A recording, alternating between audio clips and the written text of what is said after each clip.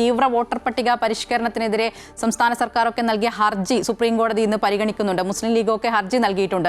ഇതൊക്കെ ഇന്ന് സുപ്രീം കോടതി പരിഗണിക്കുന്നുണ്ട്. എല്ലാവരും ആവശ്യപ്പെടുന്നത് ഈ SIR നടപടികൾ നിർത്തിവെക്കണമെന്നുള്ളതാണല്ലോ ഇവരുടെയൊക്കെ ആവശ്യം. ഏത് രീതിയിലായിരിക്കും കോടതിയിൽ നിന്ന് ഒരു നടപടി ഇക്കാര്യത്തിൽ ഒരു ഇടപെടൽ ഉണ്ടാവുക?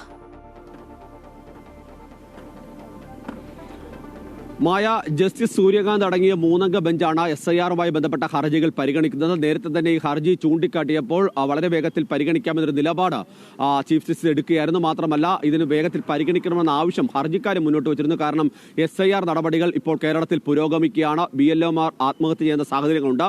അതുകൊണ്ട് തന്നെ ഈ നടപടികൾ താൽക്കാലികമായെങ്കിലും നിർത്തിവെക്കണം എന്നുള്ളതാണ് ഇപ്പോഴത്തെ സാഹചര്യത്തിൽ ഇവർ ആവശ്യപ്പെടുന്നത്. ഇതിൽ സംസ്ഥാന സർക്കാരാണ് ഈ തെരഞ്ഞെടുപ്പിന്റെ അടിസ്ഥാനത്തിൽ തൽക്കാലത്തേക്ക് നിർത്തിവെക്കണമെന്ന ആവശ്യം മുന്നോട്ട് വെക്കുന്നത്. മറ്റ് കക്ഷികൾ, രാഷ്ട്രീയ പാർട്ടികൾ SIR പൂർണ്ണമായും ഒഴിവാക്കണമെന്നൊരു ആവശ്യം, അത്തരം നടപടിയിലേക്ക് പോകരുത് എന്നൊരു ആവശ്യമാണ് പ്രധാനമായും മുന്നോട്ട് വെക്കുന്നത്. CPI അടക്കം അതേ നിലപാട്, SIR വേണ്ട എന്നൊരു നിലപാടാണ് CPI അടക്കം മുന്നോട്ട് വെക്കുന്നത്.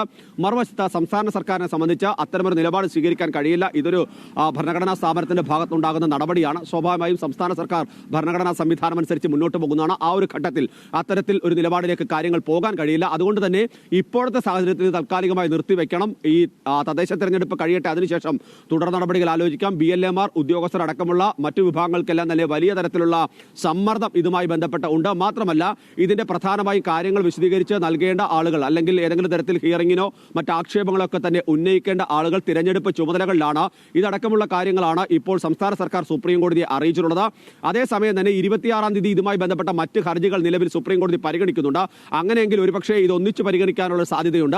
മാത്രമല്ല, വിശദമായി വാദം കേൾക്കേണ്ട സാഹചര്യങ്ങളാണെങ്കിൽ അത്തരം സാഹചര്യങ്ങൾ ഉണ്ടാകും. ഇതിൽ ഏറ്റവും പ്രധാനപ്പെട്ട കാര്യം, ഒരുപക്ഷെ ഇന്ന് ഈ ഹർജി പരിഗണിക്കുമ്പോൾ കേന്ദ്രത്തിന് തെരഞ്ഞെടുപ്പ് കമ്മീഷനൊക്കെ തന്നെ മറുപടി നൽകാനുള്ള സമയം അനുവദിച്ചുകൊണ്ട് തൽക്കാലത്തേക്ക് ഈ ഇന്നത്തെ നടപടികൾ അവസാനിപ്പിക്കാനുള്ള ഒരു സാധ്യതയുണ്ട്. അക്കാര്യത്തിൽ തന്നെയായിരിക്കും തീരുമാനം ഉണ്ടാകുക എന്നുള്ളതാണ് നമ്മൾ പ്രതീക്ഷിക്കുന്നതുമായ. തീർച്ചയായും SIRൽ ഇന്ന് സുപ്രീം കോടതിയുടെ ഭാഗത്ത് നിന്ന് ഏത് രീതിയിലുള്ള ഇടപെടൽ ഉണ്ടാകും എന്നുള്ളത് നമുക്ക് വരും മണിക്കൂറുകളിൽ തന്നെ അറിയാൻ കഴിയും. പ്രശാന്താണ് വിവരങ്ങൾ നൽകിയത്.